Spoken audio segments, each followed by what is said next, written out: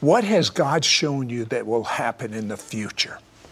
He showed me that if Christians don't start praying more than they ever have, even the churches become the house of prayer, this next election, presidential election is not going to take place, that it's going to be suspended because evil's going to arise and some disasters are going to happen and some things are going to be put in place, and the president's not going to be removed. He's going to stay in, and these things are going to happen, and they're going to be very bad if we don't get a hold of God. What other things is he showing you?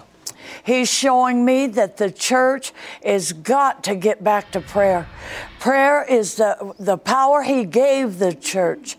And we got to get the faith of God. Paul said, do we have God faith, or are we taught man's wisdom faith? That's what he said in Corinthians. And he said, I come and I showed you in the demonstration of the power of God, my faith it's God's faith. We got to get back that faith. Are we supposed to be hearing God at this point? How important is it for us to hear God? We got to hear God, or we're going to be deceived. God is talking. In Revelation, he's talked 7 times. For he that hath an ear, let him hear what the Spirit is saying unto the church.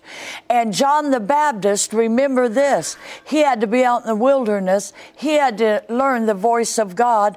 Then he went in, and they hadn't heard the voice of God in about 2,000 years. And what happened? When he was told by God, when you see the man come in and the dove light on his head, and soon as he saw that, he said, behold the Lamb of God. What happened? The heavens opened, and God began to speak for the first time in about 2,000 years. And what did Peter say in the book of Acts? He said, God is going to speak one more time.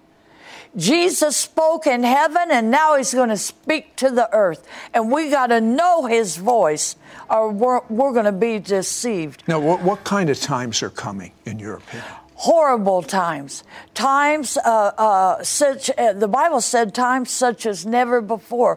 The earthquakes, all of that are going to intensify. But we don't have to be afraid. We've got to know God's voice. We're going to live supernaturally. We're not going to live like the world lives. We're going to live supernaturally. God showed me, like they did in the wilderness, like they did in Jesus' day. He walked on the earth. We got to believe. If we can't believe, we're not going to make it.